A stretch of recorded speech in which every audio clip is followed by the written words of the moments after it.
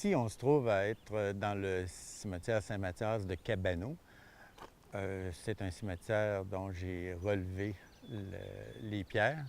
Et on est conscient que c'est un cimetière qui est assez récent. À l'origine, le cimetière était situé près de l'église, plus au cœur du village. Les pierres qui étaient là-bas ont été déplacées. On peut s'en rendre compte dans le fond du terrain. Probablement le premier secteur qui a été utilisé, c'est là qu'on a replacé les pierres originales.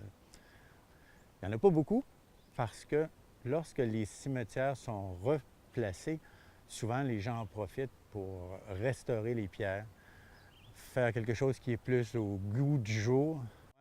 Il y a déjà peut-être 25 ans, j'avais eu un certain intérêt pour la généalogie. Alors j'ai fait beaucoup de recherches sur mes origines. Puis je me suis rendu compte qu'il y avait déjà beaucoup de travaux qui avaient été réalisés par des gens qui étaient passés avant moi, puis que c'était une chance qu'ils avaient fait ces recherches-là. C'était grâce à eux autres que je pouvais moi aussi avancer. Moi et ma conjointe, on est allés sur la basse Côte-Nord, on est allés dans le coin de Blanc-Sablon.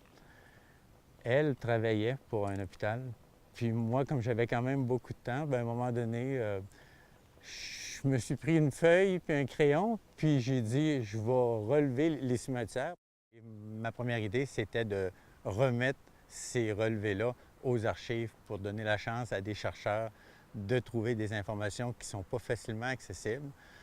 Puis lorsqu'on est parti de la Basse-Côte-Nord, bien, sur Internet, j'ai pris connaissance qu'il y avait un site qui s'intéressait à ce genre de relevé-là. C'est un site, bon, interment.net, I-N-T-E-R-M-E-N-T.net. Ils font un regroupement de tous les relevés de cimetières au niveau mondial. Alors, à l'heure actuelle, je pense que c'est 7 à 8 milliards de personnes qui ont été notées sur le site. Et je pense que ça a quand même un intérêt. Après l'avoir mis, j'ai commencé à avoir déjà certains feedbacks de personnes qu'on m'écrivait. Je trouvais ça le fun de voir qu'on rejoignait des gens qui n'avaient pas la chance, justement, de trouver ces informations-là. Par la suite, ma conjointe a changé de secteur, elle est venue au Témiscouata.